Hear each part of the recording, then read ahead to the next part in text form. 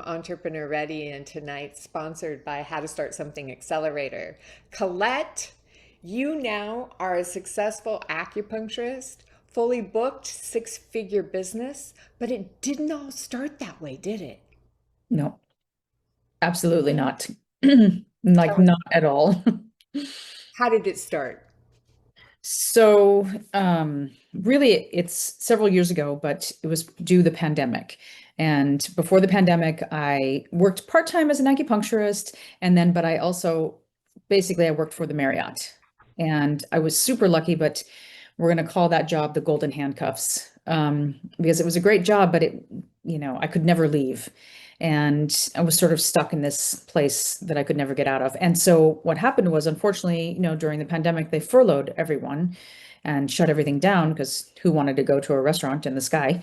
Um, and they then they fired all of us in December of 2020, Mm. 865 people. So in that process, I was like, okay, so now I'm going to have to be a full-time acupuncturist. And I had never, ever run a business. I had never been a proper entrepreneur. And I opened up a space and I was floundering. And I met someone who had done this program. And she said, you should do this program. And I was like, all right, because I don't know what I'm doing. And I got into it at the time, and at the time it was called Launch. Now it's called Entrepreneur Ready, and it was so mind-blaringly obvious about the process that it put me through to really understand how to build my business and how to onboard people, because I didn't understand how to do that, and the real understanding of how to find your target market, to understand who they were, to ask them the kind of questions to get them to become a patient, and also to serve the right community for my particular practice. So And tell me about that. So go back to that worst moment oof, before you started and tell us about that. I mean, I was literally in, I had been open for a month and I was sitting in my office and I literally called my mentor and I was like crying. So I was like, what, I've made a mistake. I'm going to go back to banking. I was like, I can't do this. I know I went to all this schooling and all this stuff, but it's wrong. And she was like, okay, no, that's not what's going to happen. And, So she calmed me down, but it still wasn't enough, right? I needed to actually go and learn from somebody how to run a business. So you started the program there, but tell me about when you think about you had the skill for acupuncture. What didn't you have then? I didn't understand how to work with the public to really bring patients in, how to onboard them and get them to become consistent patients so actually they could get better. Mm. So it's actually a system of communication that if you don't teach the patient, if you don't show the patient and how, because listen, I would love it if I treated you once and you got better. Like I'd have a line out the door, but that is not how it works. So And tell me about that. When you started, how many clients did you have? 5 a week, And maybe. now your practice is what? I mean, I'm averaging now, probably about 35 to 45 a week. Would you say fully booked Yeah, practice? I can't fit any more patients in. So go back when you before the program, what were you doing? And what changed? What changed is that exact process of, I would have people come in, I would just have them come in, talk to me for a minute. Okay, let's go treat you, put you on the table, blah, blah, blah. Here's what I think some things you might want to do. But it wasn't enough. Like and people would come once or twice, but they wouldn't commit. Now what do you do? Now I have a whole onboarding system where I literally talk to them. I go through their intake. I see what their health history is, and I say, this is the plans that I offer. We're going to do a treatment. We're going to see how it goes. And then literally, this is the system that I set up. And then I'm not kidding you, I would say 95% of them sign up for plans. And what's a plan? It can be anywhere from 5 to 10 treatments. So you went from one to many because what was the insight? What insight did you get? That the system, like you have to, again, educate people about how health works. Like I can't fix things immediately. It's going to take a minute for your body to get better, and I need to treat you multiple times. If you've had a problem for 20 years, it's going to take me a minute to fix that. All right, so talk to me about what was it in the program that where the lights came on? What happened? The program was so good because it was very specific about understanding your target audience. If you cannot identify your target audience or multiple target audiences, how are you going to connect to them? One. And then also it gave me the steps to practice the onboarding process So because of the tell me, prototyping. so tell me about that. Bef what happened for you exactly? Before, again, it would be like willy-nilly, like a little conversation. Afterwards, it was like, nope, this is exactly, I have you fill this paperwork out. You have to have it done before you come in. When you come in, it's a 90-minute session. We have to do the free consultation. We have to do the steps. And if it is just not negotiable, right? This is how it works in my practice. And literally people, they love it though. They love it. So the first time, tell us about, you said prototyping. Mhm. You got to this through prototyping. What did that look like? Literally setting up, I did 10 separate treatments for people that with completely different variety of issues to be able to practice the process because I was so nervous to put people through those steps. And I didn't understand. I was like, oh God, they're going to hate this. And, will they ever really commit? And everybody was blown away and floored by it. And I was like, oh, this actually works. So, This whole idea of practice. mm, yeah, it's the most essential thing. What would you say to someone that's out there like you were, crying in their office, going, whoa, I have a skill, but I don't have any clients?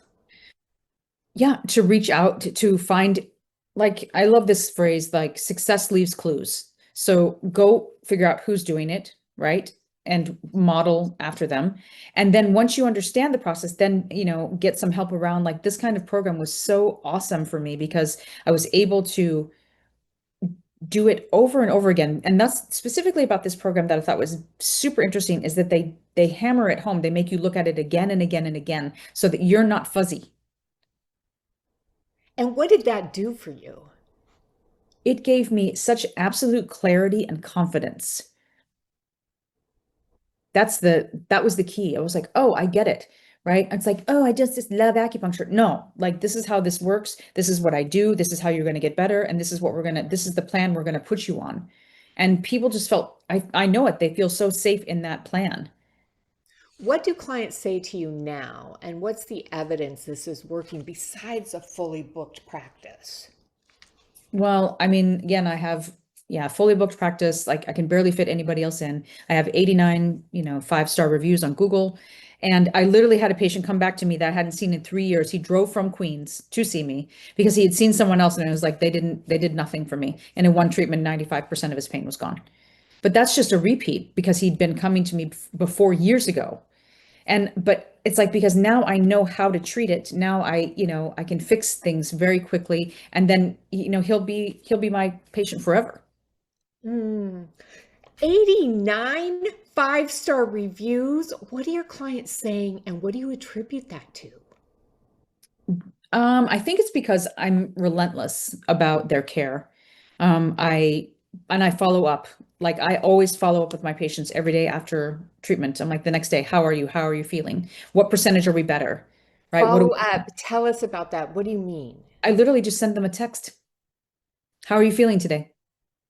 Every single client after Every single every one. single service. Yes. What do they say about that? They love it. They're like, nobody asks me how I am. Nobody follows up. And it's like, and then I put them on a plan. I go, okay, how are you doing? Every time I check in, how are we doing? How much better? What's the pain scale today? Is it less? Right? Because that's the thing. If for me, I'm like, I want to see the change. I want to see the difference. Because otherwise, I'm not your person, right? Then I'll send you to someone else. Is that what keeps you going? What keeps me going is that I cannot, I mean, honestly, personally, I can't stand for people to suffer. It makes me nuts.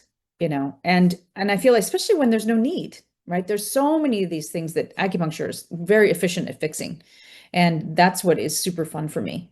And also, I am always the last person that somebody comes to. Always. I've Mm. tried all these other things and nothing's worked. And then they come to me and I'm like, okay, how about we try this, you know? And I've just had such incredible, I had a woman who had eczema for 30, like her whole life. And like within, I guess it was like 5 treatments, it was gone. Wow.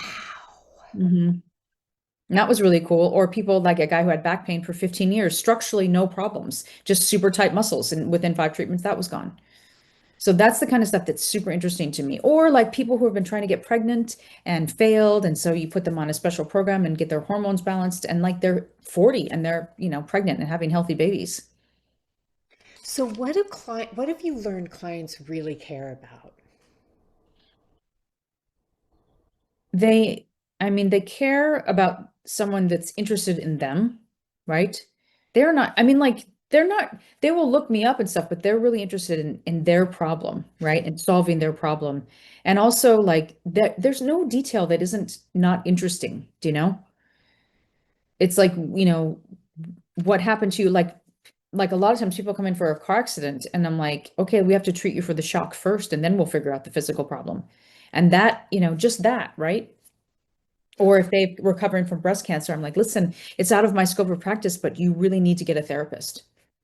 But that's going to help you, even if it's only the 20% of it, right? We're going to do all these other things, but that 20% is going to help you get rid of the anger underneath it. And then you won't, then you'll really, really heal.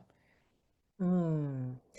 Talk to me about the first time that you recommended a treatment plan hmm and when you knew kind of, wow, this is radically different, kind of that sense of I'm on to something. I think, yeah, it was, I mean, one that comes up very specifically, there was a woman who came in with sciatica pain on a scale of 1 to 10. She was like a 15. I mean, she was literally like, her eyes were like bugging out of her head. She was in so much pain. And, it took me a while because it took multiple treatment plans to get her to, now she's playing golf and tennis every week. Like she's out of control. Um, but it took me a long time to get that. And I said, listen, this is because it's so chronic, right? That it's gonna take a minute to do that. But she was like, okay. I said, we'll try one, we'll see how it goes. And I really built it up and I explained to her the arc of how healing works. And that was mind blowing to me and to her And what is that? because you have to retrain the sort of unfortunately the American mentality of like the instant fix. And but that like you will see progress. Like, because again, like I'm not interested in seeing people like, oh, you're gonna have to come to me for years. I think that's baloney, right? I really do to believe in the healing, process of the body. She was better within like 3 months. But for the level, it was so extreme. That was such an extreme case. But it's really that slow arc back, and that if you have proper care, proper treatment, proper care, proper treatment, you actually will get better. So, what would you say to everyone that's like, well, I'm nervous to even charge my price for one time versus laying out, I think this is going to take 8 visits. So, Yeah, I mean, in the beginning, I was nervous about doing that, but like what you do, I did a higher price for a single, and then I brought that price. It was the price for a package was less per treatment. I said, but listen, I do the treatment all up front and then payment all up front because you need to commit, and then you come and then you get better. And I across the board, like some people would get nervous, like, well, I'll try 5, and I was like, okay, let's do 5. and And what did you learn? What did you learn about clients there? that sometimes like sometimes truly it is they are nervous because maybe they're not the 1%, so money is an income issue, but mostly I just learned that they just want someone with a plan. And Mm. I had a plan, and I was like, and I'm serious, and I've been doing this. Even by then I was like, I knew, because I knew for my own health that if I committed, I mean, I am the exceptional patient, right? My mentor would talk to me. She's like, nobody's like you. You're a lunatic about your health and you will do everything. I was like, I will. And I knew that process, so I knew it worked. So, if you were to go back and say, Between crying in the office, getting in the program, and today, what are the biggest things that move the needle for you? I would say three things. I would say one, just keep showing up because you're going to go through dips and valleys where it feels terrible and you just have to keep showing up. Two, get help. Like that's why for me, a structured program like this was so incredible because it just gave me enough structure to understand the systems of business and like literally learn everything from, soup to nuts about you got to find out your numbers, you need to find out your clients, you need to find out your, ideal patient, all that business and to just keep trying stuff because it's not a linear, unbumpy road. That's just absolute myth, you know? Tell us about a bumpy moment. I mean, even now, like, you can feel the people are like a little nervous because of the war, right? But it doesn't matter. Like all I did was be like, nope, I'm just gonna focus my energy and reach out to all my old patients and just say, hey, how are you doing? Reaching out to people and just checking in, literally. I sent out an email about how I have to go away for 2 days, like to all of my patients that I've ever had, 5 people booked.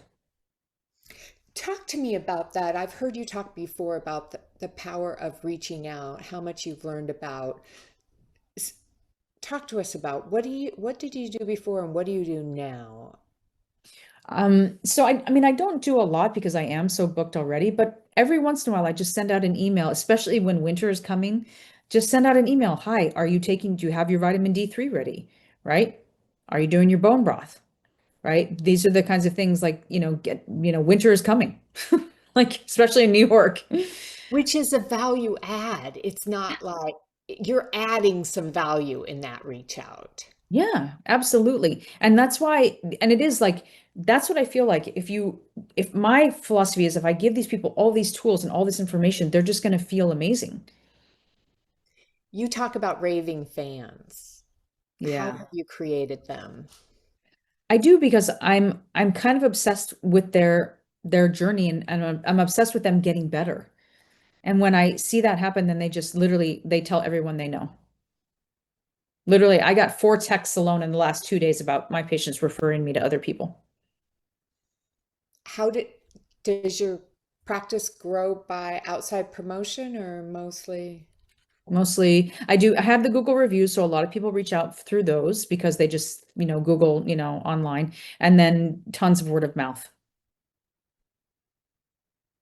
just tons. And what's great is that once I get those people well, then they can come back for maintenance. So they come back, once every couple of months, right? But then it just keeps them healthy and well because I do a maintenance plan. I'm like, sure. So talk to me a little bit about the numbers. What have you learned about numbers? And what do you do with how were you on your confidence of numbers before and now? And what's the difference for you? Oh, it was so bad. Like I didn't even have a business account or an accountant. Like it was so bad.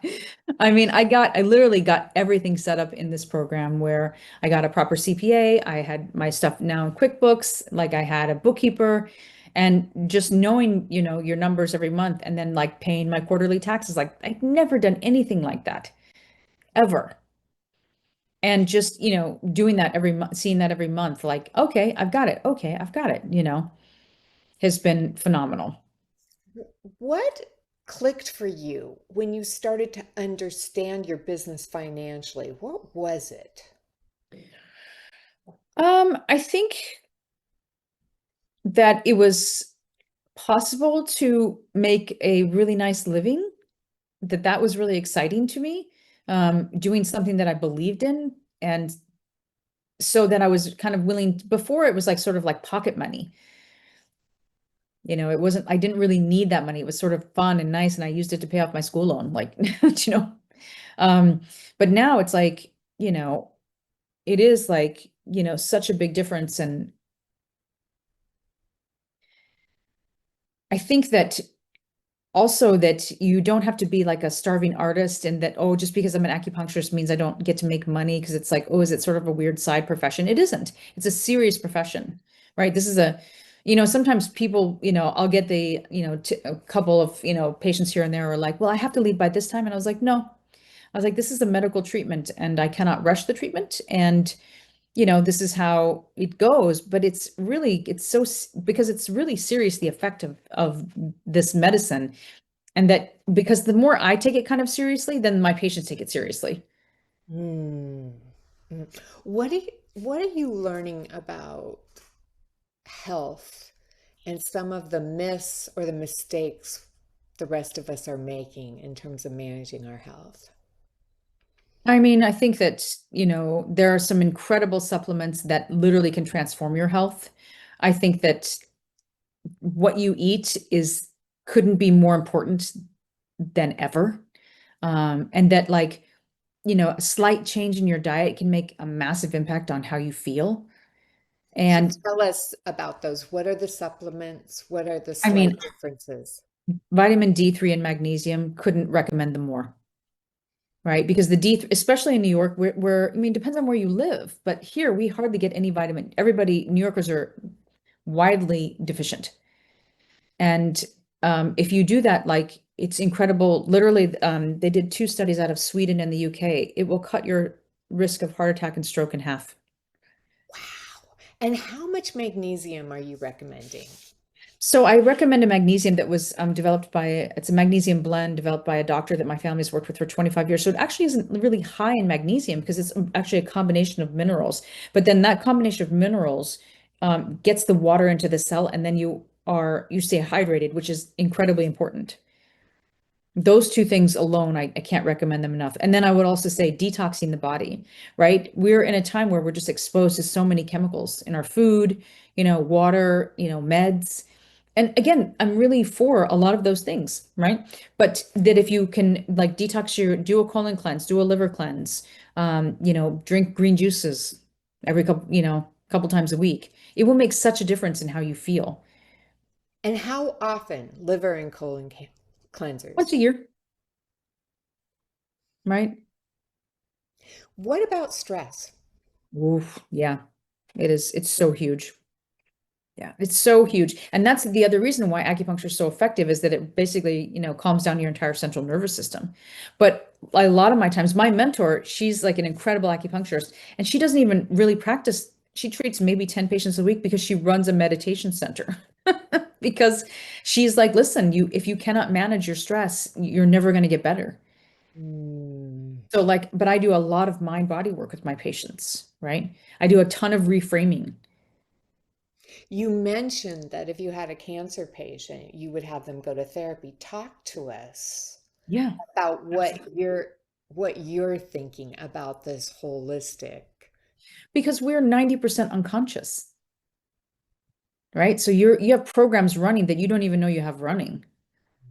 And so you're coming in and like, I'm not mad. I'm like, well, I tell you, your pulse is telling me you're mad and your muscles are telling me you're mad. So, right? So if you start to address that, right, and look at it and then deal with that, like you can get better so much faster. And it's really hard because the brain thinks that it's right, which I get, right? These are the smarter the person, the harder they are to treat. So what do you tell a person like that? That, listen, you have to say, even though I'm right, I want to let go of this anger. Because otherwise the brain will be like, hell no, I'm not letting go of that. I'm right. And I'm like, yes, you are. Um, but that like if you let it go, you're actually all I care about is your physiology and if it feels better. And so then I'll have them do all these exercises around it and do like imagination exercises and read books and listen to things on tape. Anything to shift that energy and their thinking around it will literally shift their physiology. So when you were a full-time employee and doing acupuncture on the side, Mhm. did it ever come into your mind to go full-time before you got let go? Yeah, my mentor told me to, but I was like, I have amazing health insurance. I was like, I have travel benefits. I only have to work 3 days a week. What would you say to that woman now? Because she might be out there. that in the end, though, you really do want to make the shift because, like, I make more money now than I ever did then. I work have my own schedule. No, I don't have some, jerky manager telling me what to do or somebody stealing my spoons or somebody stealing my money or being like, abusive. It is so, I mean, like, and I actually love people. Like, I love being around people. So I have to do a lot of other things to sort of fill that social, vibe that used to get from working for a big company. But it's the level of peace in my body is so profound that I would never take it back And that's because I went on this journey and took the leap. And it is a leap. It is, but it's also like you kind of have to go for it because otherwise you'll never know. you talk about faith. How has that been involved in your journey? Yeah, because and I'm not like a religious person, but I believe in like energy. And if you really want something, like I did a lot of work around affirmations and I wrote down my ideal practice and what I wanted to do. And I would write it down every single day. I was like, nope, I'm going to be the most, best acupuncturist in Westchester. I'm going to have like this number of patients a week. Everybody in my practice gets better. I love what I do. It's so fun. It's very lucrative. Like I was serious about all of the affirmations. And when did you start doing that, and how long? I started doing that really during the program, Entrepreneur Ready program, and I did it every single night for months. I don't even know. I think maybe up to 2 years. It was a religious ritual where I do it right before I went to bed. I think I have two full notebooks, full. And just saw it done. Yep. Yeah. And I still did all the work, right? I didn't just like sit in my house and meditate. You know. Right. So tell me about if you were talking to someone at early stage, Mhm. the pieces of the puzzle that you didn't have after you got out of acupuncture school that have been most critical to build this business. Again, most critical, knowing your target audience, setting up a system to onboard your patients, keeping them and making them raving fans. Like, those are the three. If I had known that right as I'd gotten out of acupuncture school, I would have been hit the ground running. But no one taught me that. No one. And it took time. Like I really, that's why I love that program. Like it was like a 6 month program. Hmm. And it was very slow and methodical because I think it takes that kind of like work, that slow stacking and chipping away to get to that place where you're like, oh, that's how it works. Right? Because it's a practice, Mhm. right? It's something you do versus something you learn. Yes. Hmm. Is that how you think about it? That's how I think about it. Yes, it is. That is correct. It is an absolute practice. But once you understand it, it's so easy to execute, I Right. think.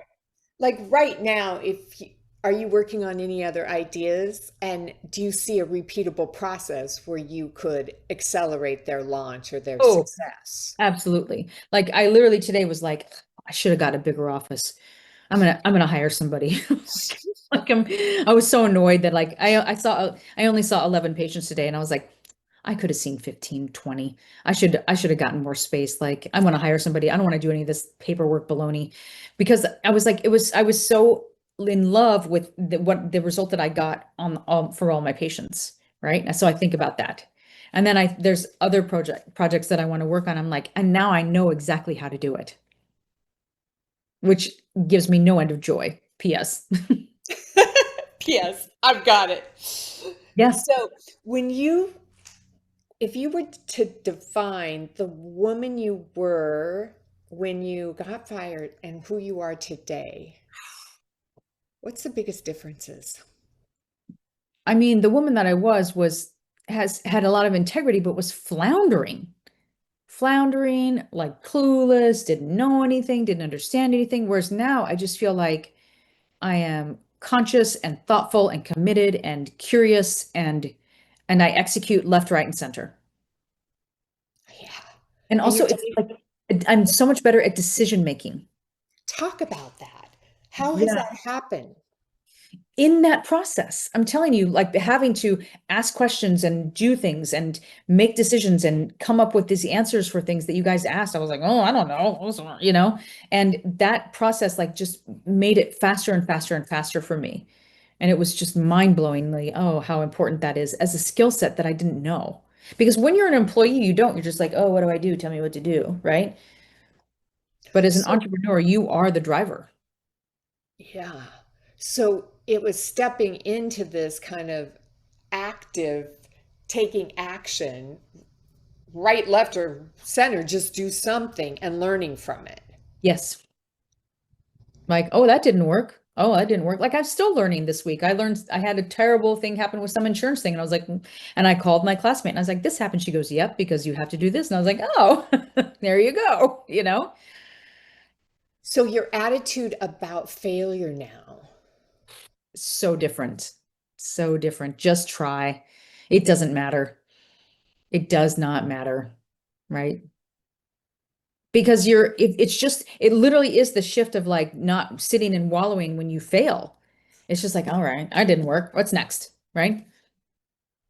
Like I don't take it personally at all. You said you called your classmate. What Mhm. does support look like for you? Yeah, I mean, I have, of course, my mentor who's great for the acupuncture side of things, but I have two other classmates and we talk about the practice all the time. We're meeting up with each other this weekend. We try to meet with each other at least 2 to 3 times a year. Um, and I do some seminars. I mean, the most of them I've learned enough from those seminars now that I just incorporate them in my practice.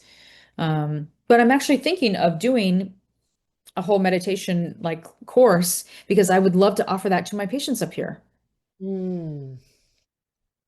because So, I know they need it. so what are your CEO habits, or how do you stay healthy with a fully booked practice, people on the waiting list, and stewarding everyone's health, working with people that are in pain? What are your practices? Well, I think you have to be an example. Like, I don't eat bad food. I drink, a lot of water. I make sure I rest. I don't answer texts after 6 p.m. Like, no, right? I exercise a lot and to balance out the energy, So, And what does exercise a lot look like, and what is rest for you? And like I play tennis at least 3 to 4 times a week. I go to the gym and I have a spin bike at home. So I try to do all of those. And then like by rest, I'm serious. Like I get into bed and by a decent hour. And I make sure I get like at least 8 hours of sleep, you know. mm, I take my supplements. I schedule massages. I schedule, I stalk my classmates for treatments. Like we do trades. And they're like, "Oh yeah, oh I feel so much better." I'm like, "Really, guys? Really?" well, because so many entrepreneurs get burned out. Yeah. Yeah. I mean, and I also like recently I just cut back my hours a little bit because I realized I had too many available hours. And I was like, "Oh, yeah, no, this is too much." Mm. And I still How do you know when it's too much? when you feel like all you do is work. Mm. And the thing is I actually love my work, so it was a little tricky. And I was like, "Oh, but I haven't finished that pile in over there in 3 months. That's bad." Right? Yeah. What's been the most surprising of owning your own business? Just the level of confidence that I have now as a person. What have you taken on that you would have never taken on in your life that now you attribute it to being an entrepreneur or your business success? I mean, honestly, I never thought that I would do something like this. And it's really hard. And if I knew how hard it was going to be, I don't know. Right? But now you're like, but then it's like sort of like once you see it this way, you can't unsee it, And what right? do you see that you can't unsee? You can't see like the how important like the struggle is important. Like Mm. the difficulty is important, right? It's hard. I mean, even for me, I love like there's the book called The Drama of the Gifted Child, and like I don't really like process, but process is the most important thing, and having things not go well is such a good thing for people because it teaches you so much, and then you can handle anything. Hmm. Yeah, and it gives you, and even my mentor, she's like, listen, one of your sole purposes in this life is to learn to have your own authority. And I was like, oh my God, that's so true. And how do you define your own authority? What does that look like? The funny thing is it comes from owning this business, but it's just a belief in yourself that is sort of unshakable. How does that differ from when you were an employee? Oh, because I just, I didn't, I had no idea if I could do something like this. I didn't know if I could do many things. And now I'm just like, I can do that. Why not? Let's try. Let's see what happens. And before I would never, I mean, for so many things, just it's mind blowing the difference that it can make in you for viscerally, emotionally, mentally, everything. What would you say about the difficulty to someone that's starting down the path? That it's hard, but that like it is about a practice of faith, and it is about making sure you have the right support so that you can get through those difficult times. That I think is super important. Because it was hard, don't get me wrong, but that like if you just do little things, and it literally is, you just have to do a little bit more every day, just do a little bit more. That's enough, right? You don't have to make it all like this. Didn't happen overnight. It took me, a full year and change. A year and change to go from 5 clients to nearly Yep. fully booked. Yep. Which is still not that long. Wow. Yeah. Right. Some people never create a six-digit company, right? Yeah. Most don't. So to do it in a year, it all comes back to you found a way to create raving fans. Hmm. Yeah. If you were writing a book on that right now, Right. Because the thing is about creating a raving fan is that you have to be not obsessed with yourself, but about solving their problems. mm, Solve their problems, identify their problems and solve them. And like people are like, oh, it must be so gratifying. I don't do it for me. I'm not interested in that. I'm interested in so they feel better so then they have a better life and then they're going to be happy with their family and their work people, right? And then they're going to spread joy all over when was the moment you realized it was about their problem and not about your service? in your program. What specifically? Because you have to solve their problem. Like people, I love people, but they are not really interested in me. They are interested in solving their problem. That In is the what program, what were you doing that it like the light bulb went on and you were like, it's about the problem. because of the curiosity questions. Tell me about Because that. you have to go, okay, so who do you think you're going to treat? Why do you think you're going to treat them? And then you go, what are their specific problems that they have and that they can't get those fixed? And why are other people not fixing them? And how can I fix them? Mm. And then figuring it out, like where's the block? Can we undo that block? Can we When solve you that were for them? out having those conversations, what did you learn that you didn't know? That like they weren't being listened to, that nobody gave them a plan, that people weren't following through on things. And I was like, oh, I can do all that. I got that. So you heard the gap that I went once. What did you hear them saying? I've been to everywhere, nothing works. Um, I'm taking these drugs, they don't work. I've had this problem for years. It's never going to get better, right? No, you know. It's the magic of really learning and having this empathy for the client and really seeing it. And then, so as you heard that, then in your mind, did you start to see a different solution? Like, tell us about that moment. Yes, because then when I would bring them in for the onboarding, I would say, okay, what are the problems you're dealing with? Great. Okay, I can help you with this one, this one, and this one. It's going to take me probably this long or this long. Would you like to try? Mm. So now I know, Pam, you have all these problems, and Sam might only have one or two. This is a very unique, different plan. Yep. And the weird thing is, can I tell you, it is and it isn't, because almost all stuff stems from the same place where it's just, lack of hydration, lack of nutrition, need for detox, muscles are stuck, energy is stuck. And then, like, let's nourish and clear. That's really kind of my philosophy. Nourish and clear. Tell us about that. Yeah, because if any, like, literally they talk about fascia, and your fascia is all connected. And if it gets stuck, it causes an obstruction and it leads to all kinds of issues all over the body. And you just have to clear that. And the body will function normally. The systems will run, the body is meant to heal. That's all it's doing all the time. You cut your finger, it heals, right? It's just a little bit bigger of a problem than that. And then if you just clean out something, it's just like you just got to wash your clothes. You kind of got to wash your body or your car. Like, I always sort of like associate the body with like the most perfect car. And people come in, they're like, well, I'm not going to wash it. I'm not putting good oil in it. I'm not changing the brakes, but I don't understand why it's not working well. I'm like, okay. So five things on nourish and five things on is it was nourish and Cleanse, so five things on nourish and five on cleanse. at least. Give me your five.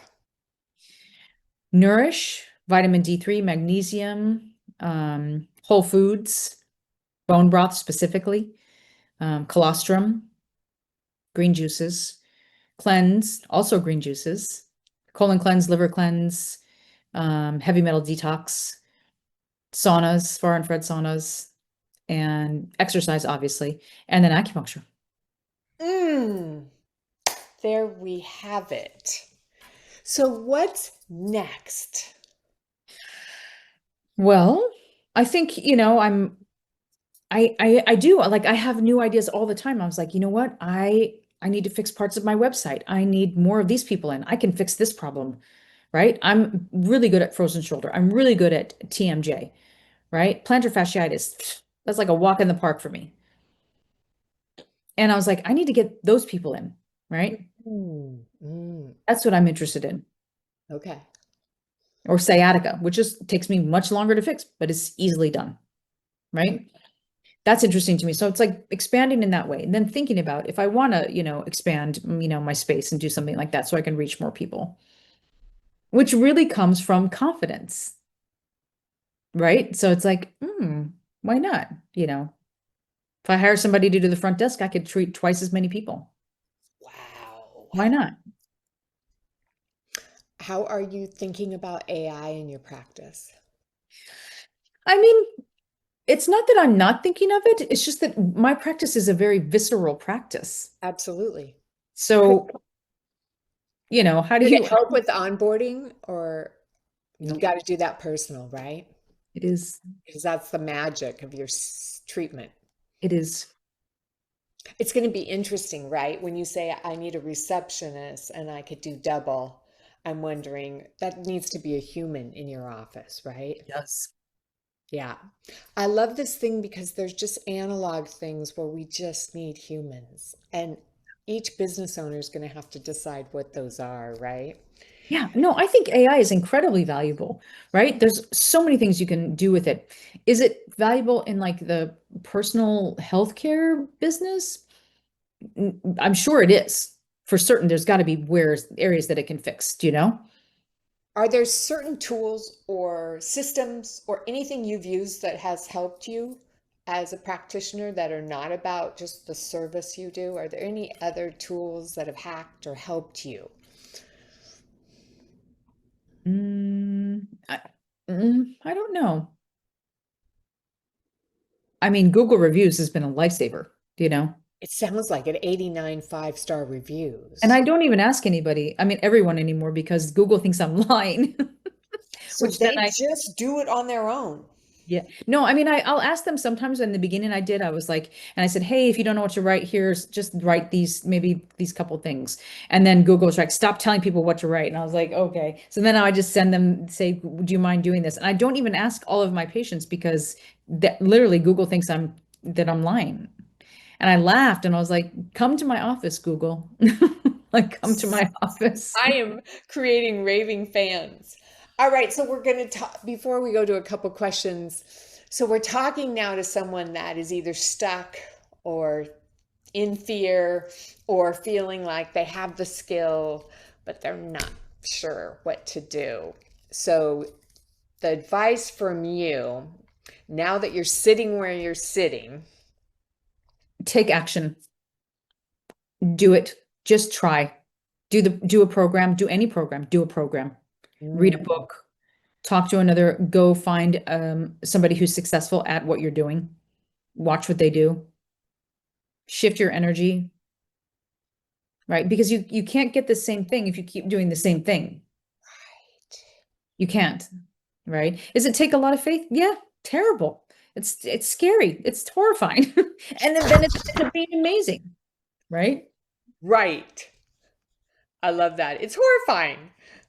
Mhm. All right. Okay, so a couple questions coming in for you. Tell us about another client experience that even surprised you, the outcome. Um, Super interesting case where I have a woman who's had horrible eczema, probably the worst case I've ever seen in my entire life. She can't do a couple of the things that I usually recommend that help, and just the acupuncture alone. I mean, I've only treated her like 8 times, I think, so far, and she's probably 20% better. What percentage compliance do you get on all these other things that you're teaching, nourish and cleanse? I would probably say about 60 to 70%, So right? there you're getting this holistic help in the body. Yeah. And they're so funny. Like they'll resist me for a while and then they'll laugh. I have one patient, she's like resisted me forever. And then she went to a functional medicine doctor who told her the exact same thing. And I was like, okay, how much did you pay her? Like, it's like whatever. So that makes me laugh.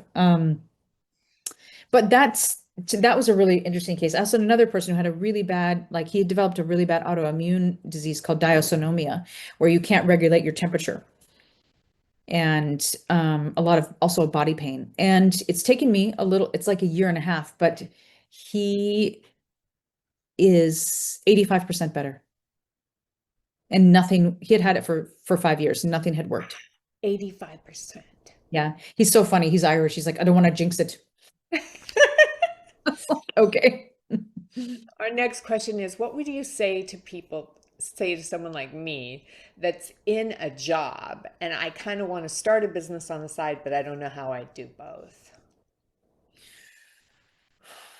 Well, I mean, be specific about what is the side hustle that you want to do, right?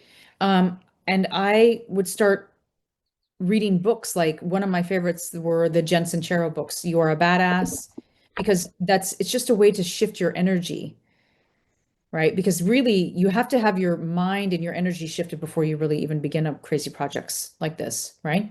And then just start trying, right? But you have to really organize your time well. That is the worst, right? Because if you're working a full-time job and you're trying to do something on the side, it's very tricky.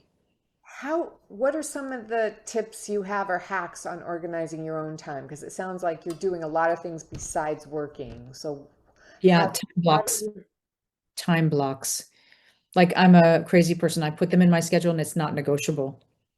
so give us an example of your week. So I work Tuesday through Saturday, and Tuesday I finish early, but then that afternoon is when I do all of my admin work. Wednesday I also finish early, but then I go work out and then I get to go have fun, right? You have to plan in like a life in there or you'll lose your mind. Um, Mm. I also have Thursday mornings off. And again, I also play tennis like on Friday nights and usually Monday nights, right? And I make sure that I try to get in bed at a decent hour, but like after 9 o'clock, I don't have to do anything. That's like hard. I get to have total fun because I need to feel that creative or that fun, or then you'll never have any space left to work. Hmm.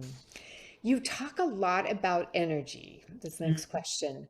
Talk to us about what are some things we can do to shift our energy if we're not very good at this. I mean, it sounds hokey, but writing.